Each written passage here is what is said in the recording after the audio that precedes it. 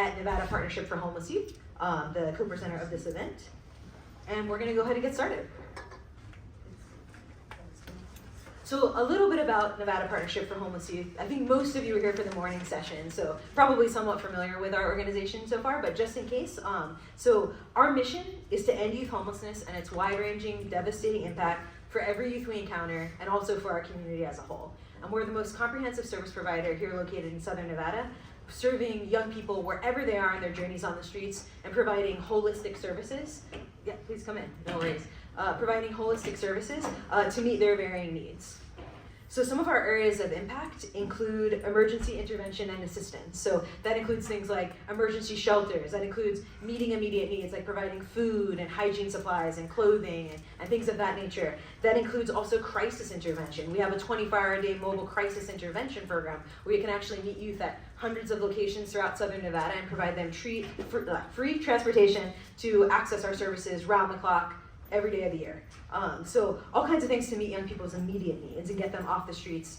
It's a safe place, at least temporarily, while we work on a longer term solution, which come in the form of housing solutions. So we also offer longer term housing. We have transitional housing and properties that we own located all throughout Southern Nevada. We also have rapid rehousing where we pay rental assistance for young people who are living in apartments with community landlords, along with wraparound holistic services. And then we help young people obtain housing on their own, right? So a variety of different ways that we help with housing. And then there's so many other services that we provide, education and employment assistance, help with work and school, health and wellness. That includes both physical health and mental health, youth leadership development, as you've seen this morning, a lot of work that we do around youth leadership, whether it's through creative expression and storytelling, or whether it's through action boards and working on legislation, which we're going to talk about today, and things like that. And then we do a lot of systems level advocacy, as you're seeing at the summit today. This is kind of our landmark event for systems advocacy on an annual basis, and we do a lot of things in between. So that's just a little bit about who we are at Nevada Partnership for Homeless Youth. Oh, thank you.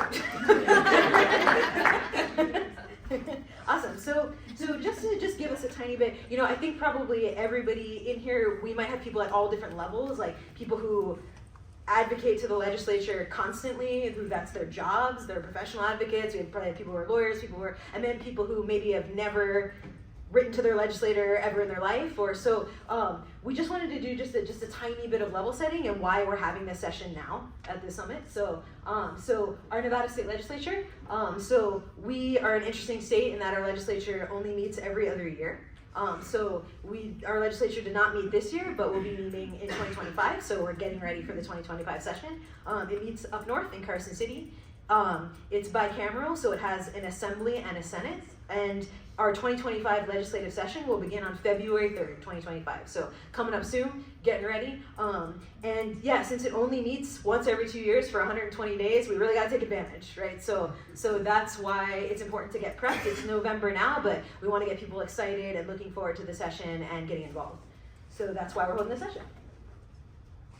So just a little bit about how NPHY works on policy. So we have these awesome advocacy organizations up here. Some are also direct service providers as well. Some are more advocacy focused. So different organizations, of course, work on advocacy different ways. So we are a direct service provider, and that really informs our advocacy work.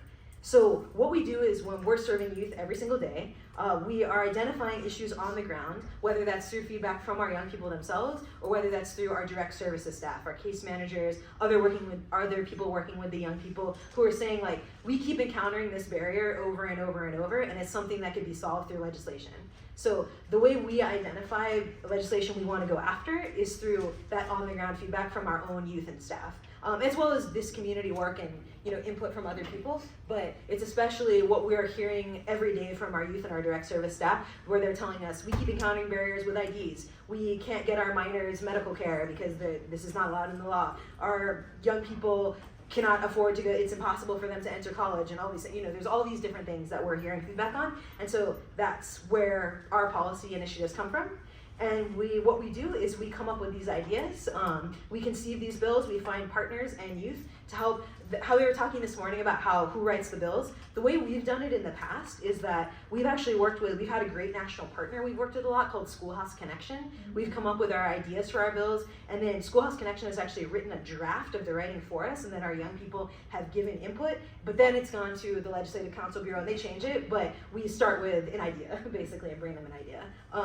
And so our young people are very involved. We find a bill sponsor, and then we go out to advocate for the bill. And young people are leaders at all levels of this work. All of our MPHY and movement policy work, they work on, again, coming up with the ideas, crafting the language and giving input on language. They testify, they go up to the legislature and testify. They testify down here in 2021 virtually. They advocate through social media campaigns, writing letters, et cetera, and they meet with legislators directly to advocate for their bills. So that's a little bit about how we as a direct service provider do our policy advocacy work. So we have one main primary piece of legislation we really want to talk about today. So higher education access. So in our last session, so in 2023, we pursued AB 217, which was a bill that would have waived public higher education tuition and mandatory fees for young people who have experienced homelessness. There are a couple other things in there, but the primary focus was about waiving fees, right? This bill had 8 primary sponsors and 17 co-sponsors, right? So it had a lot of support, and it had public support from many institutions of higher education too. We had a lot of people come speak in favor of it, et cetera, et cetera. However, unfortunately, it got stuck in Ways and Means, right? So it didn't pass out of our last legislative session. We pursued it from lots of different angles, but it didn't make it out. And I think, earlier this morning during the legislative panel, the people on the panel were talking about be persistent, don't give up, follow through. That's the essential thing. That's what we're doing this year. We're following through. So we're going to continue working on this. So that's what we did in 2023. And why does this matter so much? Like, what is so important about higher education access for young people experiencing homelessness? So we know that post-secondary education is increasingly necessary to move out of poverty and homelessness, right? There's all kinds of studies that show, if you have a bachelor's degree or, a community college level degree or a master's degree, et cetera, there's all, the amount of your lifetime earning increases exponentially, right? That this is kind of really, in a lot of ways, still a major barrier, not having this, to building your own wealth, building generational wealth, et cetera, et cetera. We also know that education is the biggest protective factor for young people experiencing homelessness, that the biggest risk factor to young people not exiting homelessness is not having a high school diploma and then on and on from there pursuing education. So we know education is a great protective factor and also, of course, helps people get higher earnings potential jobs, build careers, et cetera, et cetera. So waiving tuition and fees for young people who have experienced homelessness, this piece of legislation has a possibility to create generational change for these young people in our community, right? If they can obtain higher education without going into debt, et cetera, then that will allow them to increase their earnings over their life, pass that on to their children, et cetera, et cetera. So it really could be a transformative generational change in our state. So right now, there are other populations that have waivers, right, that have tuition waivers. That includes our foster youth, that also includes Native American youth, and a few other vulnerable populations who currently have an ability to have their tuition and mandatory fees waived in the Nevada system of higher education for public education.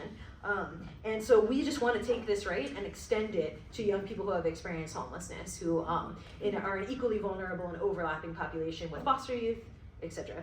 And this would not be the first state to do this. There are 6 other states with tuition waivers that currently exist for young people experiencing homelessness. That includes California, Florida, Georgia, Maine, Maryland, and Oregon. So there are other states that already provide free higher education for young people experiencing homelessness or who have experienced homelessness. And so we think Nevada should join that awesome group. So accordingly, we're going to be pursuing this again in 2025.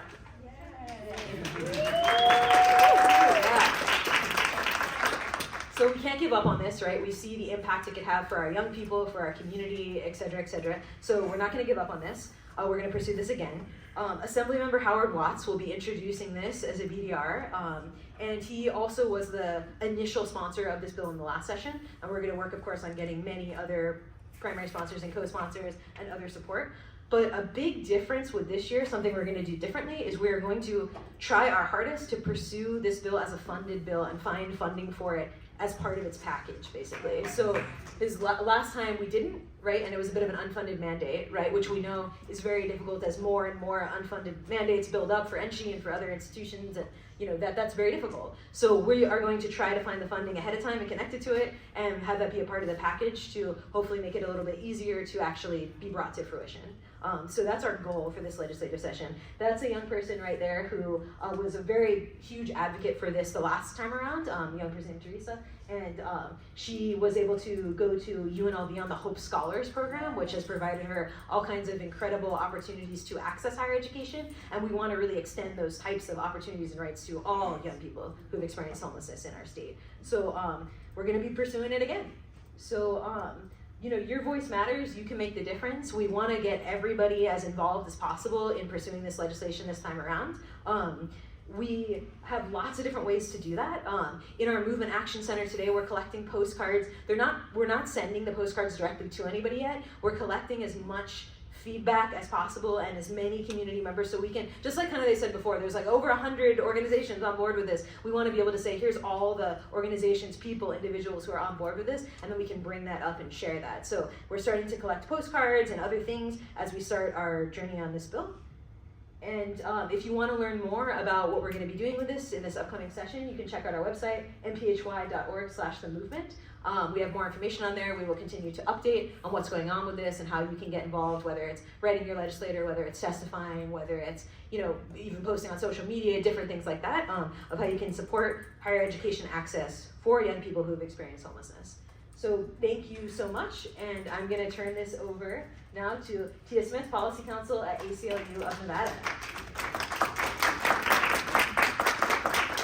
Good afternoon, everyone. Thanks so much for staying here and waiting for us at the very end of the day. I'm excited to have the opportunity to talk about the ACLU of Nevada's legislative priorities, especially as they relate to the issues of youth homelessness and our efforts with partners like the Nevada Housing Justice Alliance.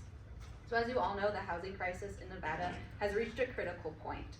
This session, the ACLU of Nevada is looking to support legislative reforms that will create equitable housing policies that will protect Nevadans' ability to have secure and affordable housing.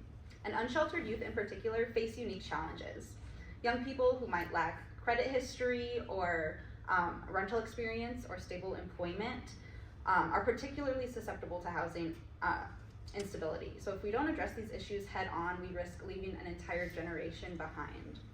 So one of the key areas that we're pushing for reform is the summary eviction process. Current eviction laws are heavily weighted in favor of the landlords. And this practice of summary eviction has created this process where tenants, many who are young and low income and unaware of their rights, are evicted without having any legal recourse. Nevada is the only state in the entire country where if you're being evicted through the summary eviction process, the tenant has to be the first to file with the court. It's the only state in the country that we do this with. And if the tenant doesn't file with the court in like 1 week, then they're just evicted without having any chance of being heard. So summary eviction allows landlords to fast track the eviction of their tenants without giving them a fair hearing. And these practices disproportionately harm the most vulnerable, like young people who might not have the legal knowledge or the resources to fight an unfair eviction. So our advocacy for this session includes a push to just abolish summary eviction altogether. We don't need that anymore. Instead, we want to ensure that every Nevadan has access to a fair hearing before a neutral judge. This step would be transformative for Nevada and give tenants their best chance to fight an eviction. It's about ensuring that everybody has the opportunity to defend their right to stay in their homes. For too many, eviction will result in a life on the streets. And so that brings me to my next point, which is Grants Pass v. Johnson. As some of you might have heard, this past summer, the U.S. Supreme Court made their decision in that case. And this was a really big case for Nevada in particular, because before it got to the Supreme Court, it was in the Ninth Circuit, and Nevada's part of the Ninth Circuit, so we had to follow its ruling. It was back in 2018, I believe. The Ninth Circuit decided in the Grants Pass case that enforcing public camping ordinances when there are no shelter beds available violates the Eighth Amendment's prohibition on cruel and unusual punishment. The Ninth Circuit saw the camping bans as effectively punishing the status of being homeless, because if there are no shelter beds available, they had nowhere else to go. But the US Supreme Court decided to take a look at it this past summer, and they disagreed. They overturned the case. They really emphasized that the ordinances at issue were focused on prohibiting certain acts, like sleeping in public or sitting in public, and not explicitly, it is illegal to be unhoused. So they said that because the ordinance is focused on acts and not a status, that it doesn't violate the Eighth Amendment's prohibition on cruel and unusual punishment. However, for those of us that are on the front lines of homelessness advocacy, it is clear that these ordinances disproportionately affect unsheltered people who have nowhere else to go. So following the Grants Pass decision, we've seen a number of local ordinances popping up across the state of Nevada, including in Clark County and the city of Las Vegas, who just on Tuesday and Wednesday this week passed their own ordinances, making it illegal to do things like sit and lie down in public rights of way. And this, of course, we know makes every problem worse by just punishing people for engaging in life-sustaining activities when they have no other option. So on the one hand, the ACLU of Nevada is actively trying to block these ordinances as they are popping up. But on the other hand, we'd like to see statewide protections for Nevadans experiencing homelessness.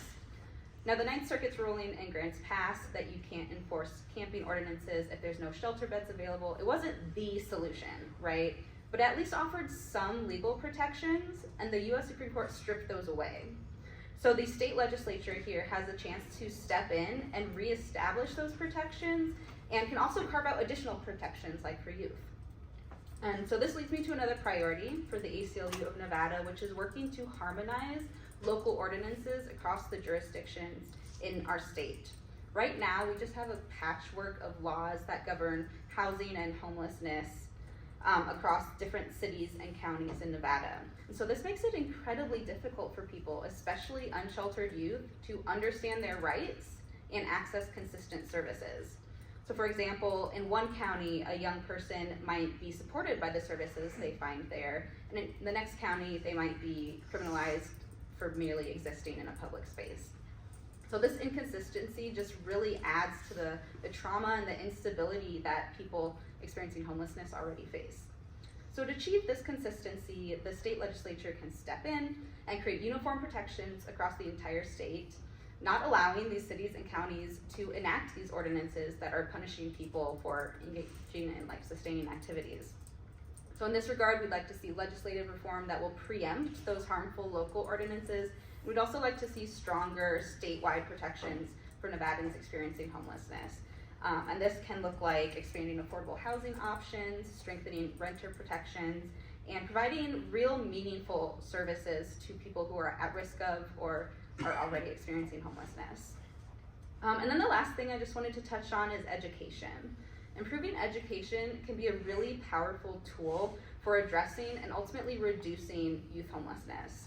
Education provides not only the academic skills needed to succeed, but it provides a support network, provides resources and stability and things that can help prevent homelessness. So investment in education is an investment in long-term solutions for youth homelessness, as it gives young people the tools they need to break cycles and build better futures. Thank you.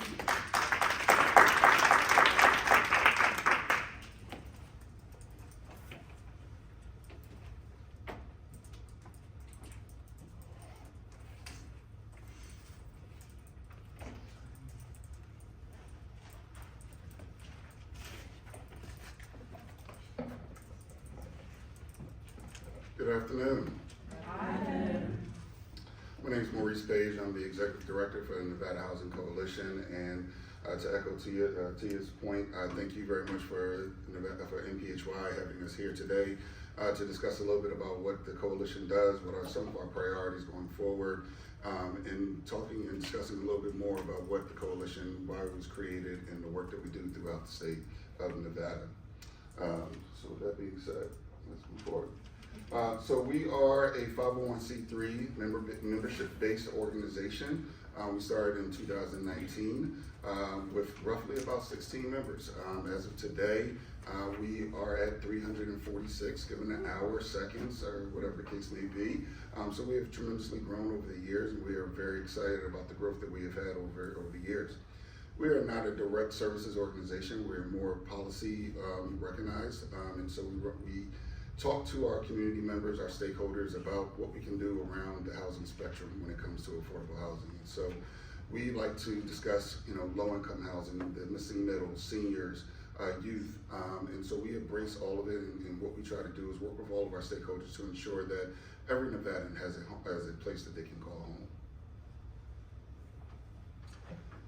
So kind of give you a little bit of backdraft as to why this is a serious issue that we have within our state. The screen in front of you shows the Nevada affordable housing supply throughout the state of Nevada.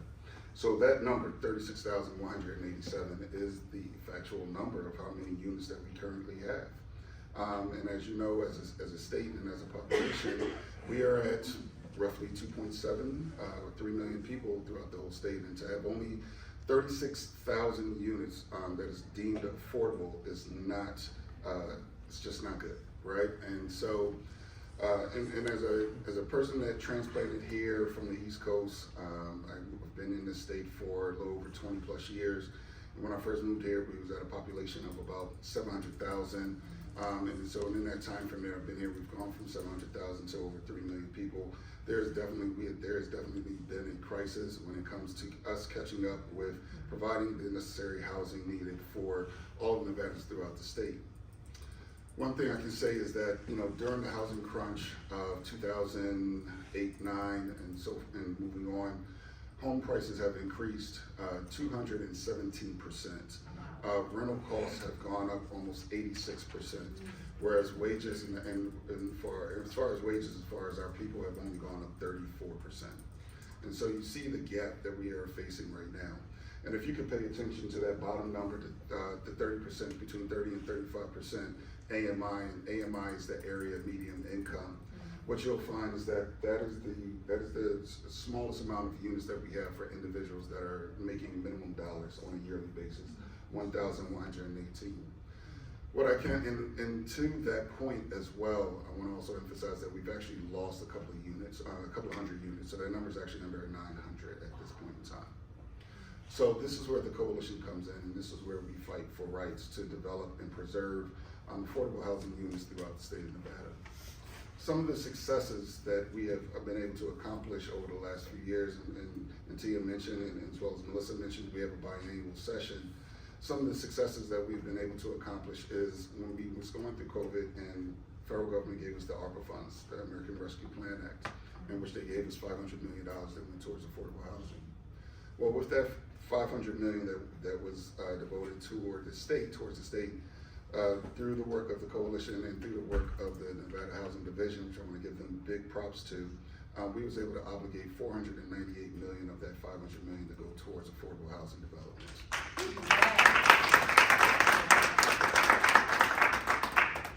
That money will be able to, we'll be fortunate to be able to develop over 2,800 new units over the next 2 years, which is going to be huge. It's a little bit of just a throw in a bucket of where we need to be, but overall it is on the track. We're on the track of developing and preserving more affordable units throughout our state.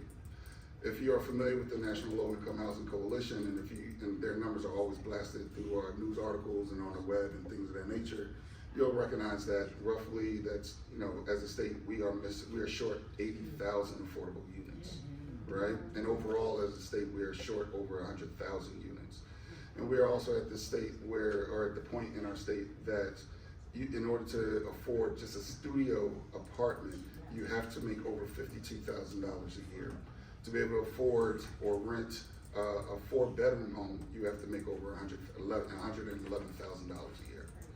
So that is where the Nevada Housing Coalition comes in. This is where we fight for individuals' rights to be able to create more affordable housing throughout our state.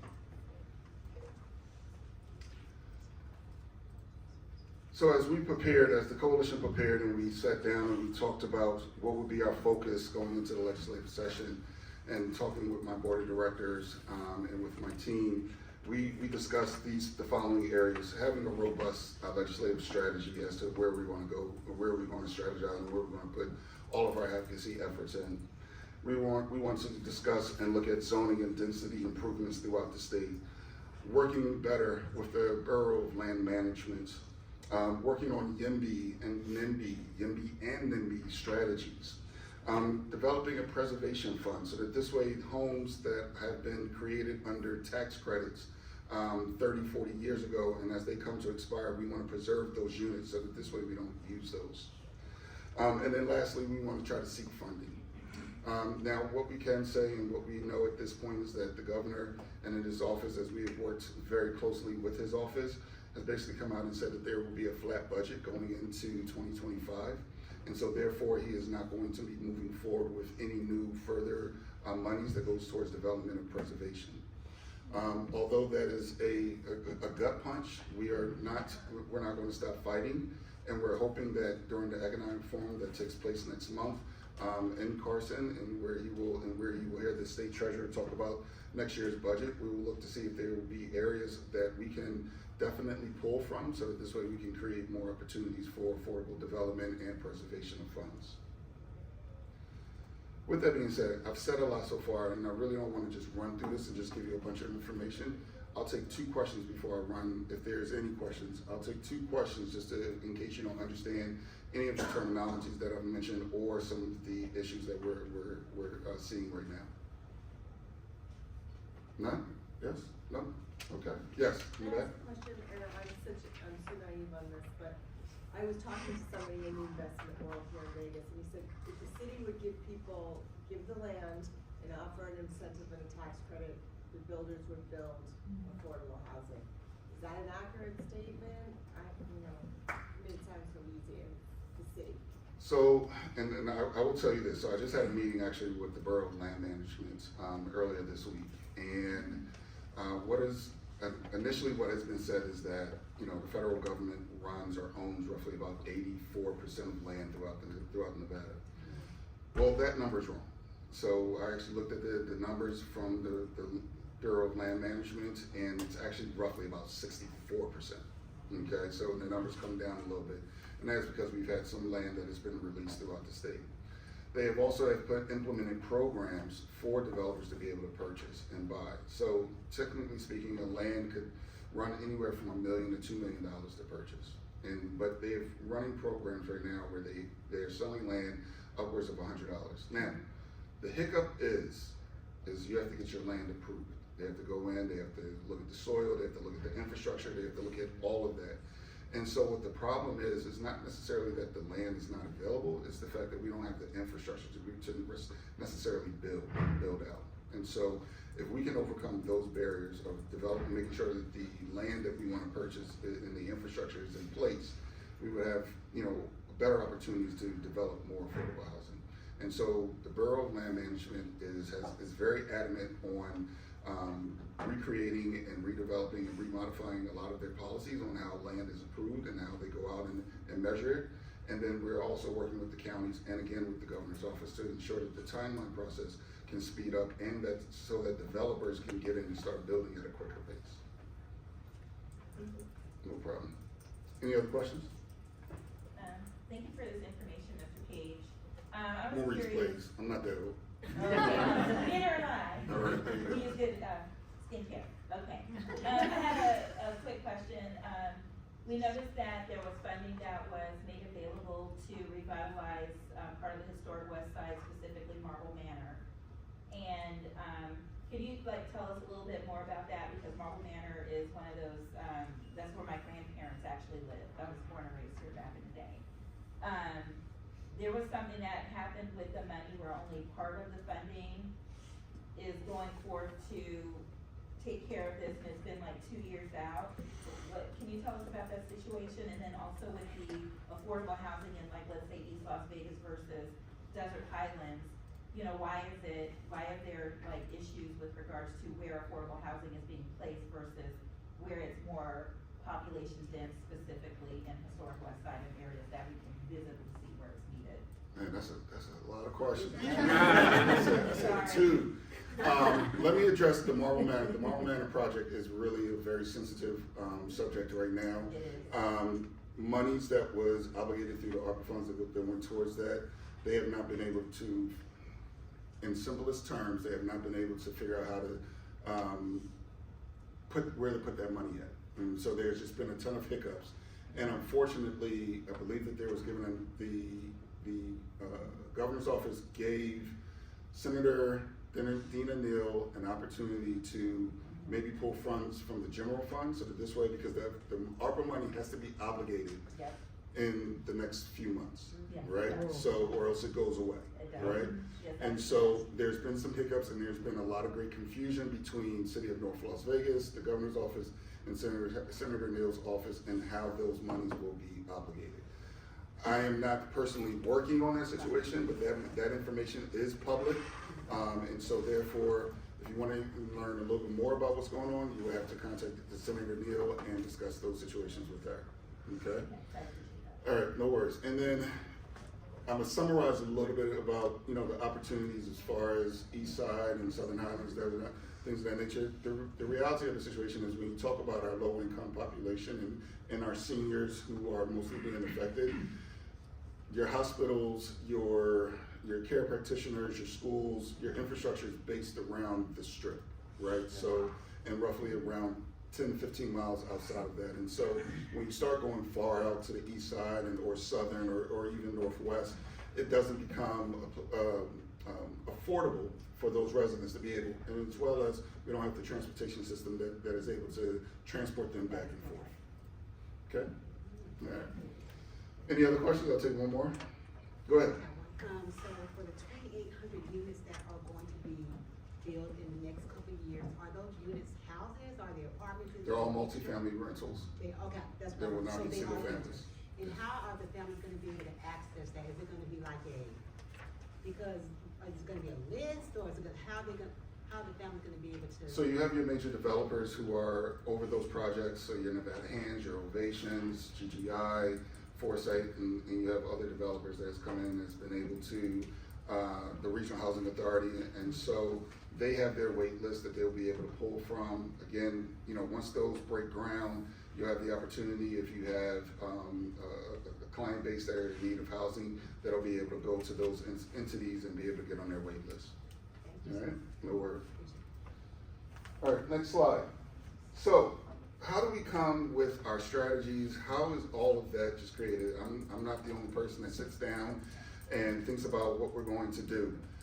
What the coalition does is we actually reach out to our coalition members, right? And we say, hey, listen, we want to be able to, talk about legislative policies and housing and things of that nature. And so what we have done is we have created a policy committee and of 20 members from various areas of housing. So you're talking about multifamily, you're talking about our community organizations, our business community, our jurisdictions, and as well as our for-profit and our builders throughout the state, and seniors. So we want to be able to touch on every single population for our policy committee, so that this way we can have a robust and really get sound information as to where we want to go and how we want to deliver our legislative priorities going forward. And so during those meetings, the questions that are considered are statement of needs, what would be impacted, what is the funding, where is the funding going to come from, how many people will be impacted. And so we ask these questions, we send out surveys, and we also provide, and we get all of the feedback in, and then we also have policy summits that we have in the Northern Nevada and in Southern Nevada. And so we bring in stakeholders, we bring in our other stakeholders who are not part of the policy committee. We also bring in community members, so that this way we can get their feedback as well, and we can learn what they're seeing, what they're hearing. And then this way we can gather all of that information, and from there we compile a report to which I present to my board of directors, and that is how we move forward in deciding what our legislative priorities will be. So we try to make this very encompass of everybody, so that this way all voices are heard and we're not missing out on any particular group.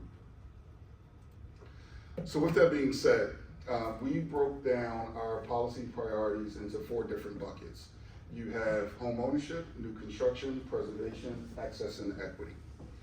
And what we have found, and again, we're still in the midst of deciding what areas we will support and really follow. These are not bills that the coalition is creating. These are bills that possibly are already being created, such as when you look at access and equity, you hear summary eviction reform. That is led by your Nevada's Justice and your plan organizations.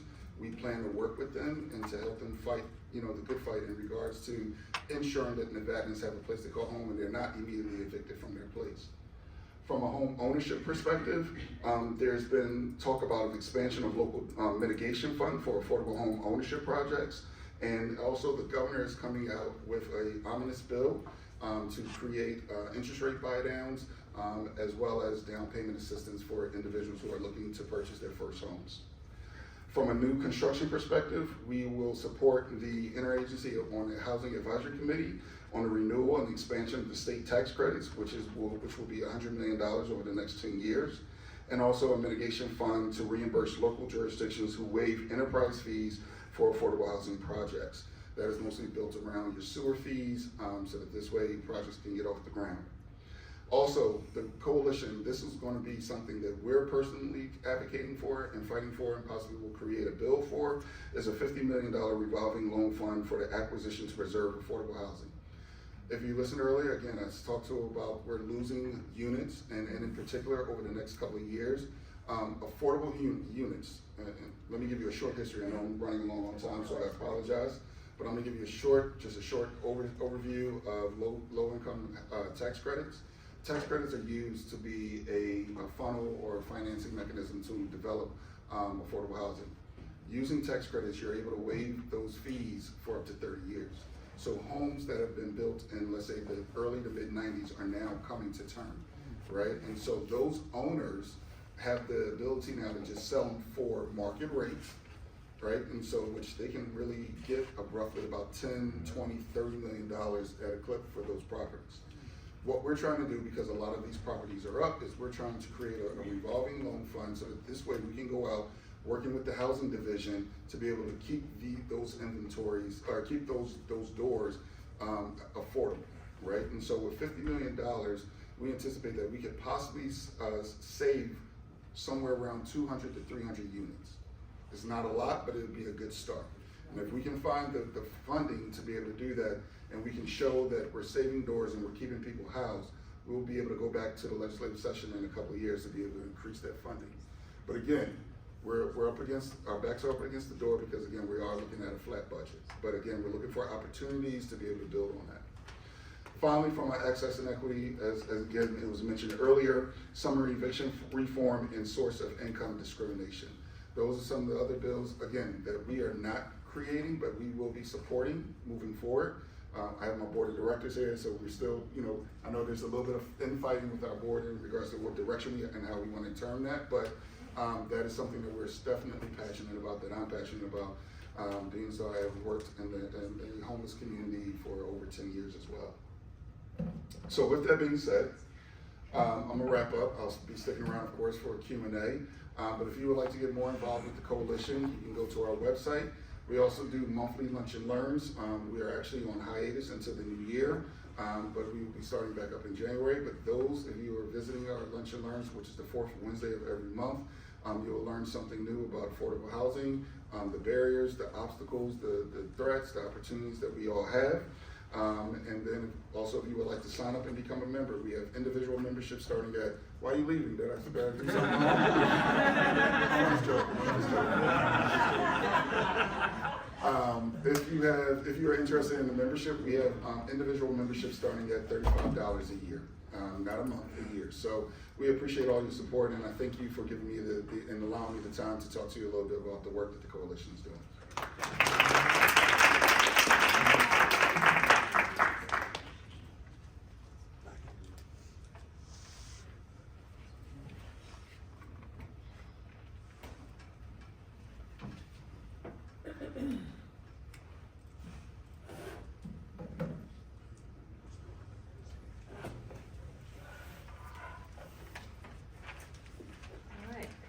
Good afternoon, everyone. everybody. I am your last speaker for the day. So again, thank you for being here. My name is Meyer. I am with Communities and Schools of Nevada. I'm the Chief External Affairs Officer. And in full transparency, I developed this deck 1 week into the job. So I'm closing out my 4th week with you all. And I'm here to talk to you guys about how Communities and Schools works at the legislature. So I'm going to give you a little introduction of who we are and what we do and kind of how our legislative strategy trickles down from our national office. Communities and Schools of Nevada is a local affiliate of a national organization that delivers a evidence-based model of student support called Integrated Student Supports across the country. We are in 27 states across the country, roughly 3,500 schools, and we serve over 2 million students a year. So we have a pretty robust legislative strategy at the national office that has been going on for many decades at this point. Our national office worked to ensure that Integrated Student Supports was recognized as a key strategy for student success. It's written into the Every Student Succeeds Act, which was under the Obama administration. We worked really hard to make sure that educational dollars went to evidence-based programs that were proven to show effectiveness, ultimately for us, in the area of dropout prevention. So how do we do dropout prevention? We deliver integrated student supports, which basically means we provide holistic wraparound supports to students across the state of Nevada. We do that by going into schools and working directly with school leadership to assess the need at the school level and at the student level, develop support plans for the school level and the student level, and then throughout the year, we case manage students and we do school-wide activities to address 3 key areas: attendance, behavior, and coursework. Basically, those are some early indicator warnings of dropping out, and so we monitor students for struggle in those areas, and then we provide the supports that help prevent or help improve their issues they're having in those areas. In particular, after the pandemic, in these specific areas, we had some priorities emerge. Chronic absenteeism, as you probably know, has become a huge issue after the pandemic. Non-clinical mental health support is a big thing for us. The key piece of our model is that we put an adult in a school to work closely with students.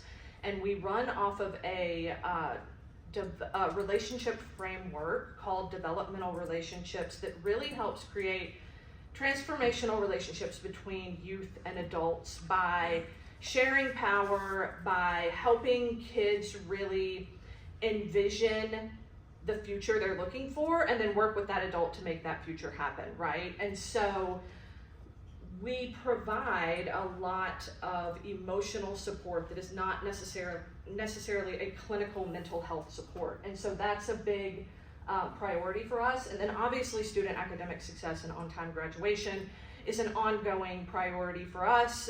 As mentioned before, kids who graduate just have a better chance at succeeding in the rest of their life. As we've gotten further along as an organization, we've realized our original organization was started in 1977 when a high school diploma was a pretty effective education tool. Kids need more education than that now, and so we're building an alumni program and really looking at how we can create a pipeline to supporting students as they go into whatever post-secondary options they're going to explore, whether it's college, trade.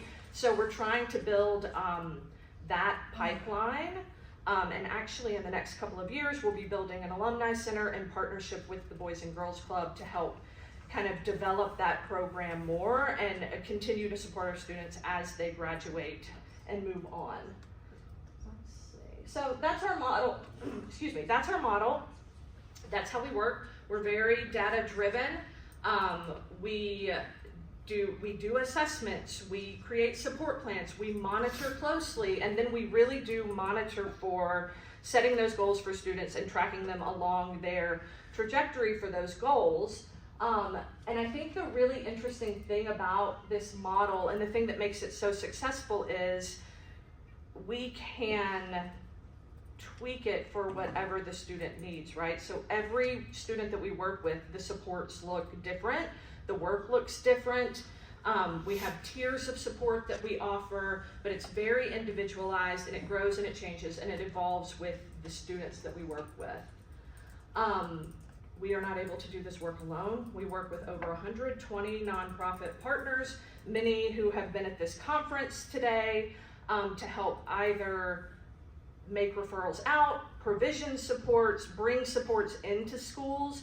We can be a really strong partner in making that connection into the school, which can sometimes be a challenging thing to do. Our advocacy guiding principles. So we've taken our nationals legislative strategy and we've brought it to Nevada. Basically what we believe is, or what we know is, that this program works, this model of support works, and that when we are in schools, both students and schools do better. They increase the outcomes that they are looking for, they increase family engagement, they increase student engagement, and so our advocacy principles really drive kind of how we talk about the message, that every student is capable of succeeding in school, that every student has unique barriers that need to be removed in order to succeed, that, and this is a really big one, especially in the wake of the pandemic, that students and families rely on schools for more than just academic success, right? And how do we create those kind of ecosystems that help the school become the hub for services that support student and family success? And then when you meet students and families where they're at, that's where you start to see real change, and that's where you can start to make lasting change for students and families. So that's how we talk about our work. This is a key piece of our organizational strategy, our legislative strategy, diversifying our funding and advocating for more robust support networks for students and families is one of the 4 pillars of our strategic plan. It's been guiding our work for the past 3 years. It will carry over into next legislative session as well. But ultimately, how are we conveying the message of the importance of the work that all nonprofits do in student success and keeping students on track to graduate is how we look at our legislative work. What we're advocating for is we're doing continuing advocacy around what are integrated student supports, why are they important, why should they be funded with education funding. As we know, education funding is limited. Nevada has one of the lowest per pupil spending rates in the country. That's trying to grow, so there's a limited pool that we're all trying to pull from. So really advocating for the importance of not only in-class instruction, but also the wraparound supports needed to ensure that students succeed. We are advocating for and requesting new and continuing lines of funding to bring our site coordinators into schools to provide integrated student supports. And then we're continuing our advocacy around the importance of trauma-informed care, one-on-one relationships, and the impact that that has on student engagement, chronic absenteeism, and ultimately student and school success. Partnering, we can obviously partner in a lot of different policy ways, right? When we're talking about removing barriers for student success, we're talking about housing, we're talking about mental health issues, we're talking about food insecurity, we're talking about childcare, kids not able to go to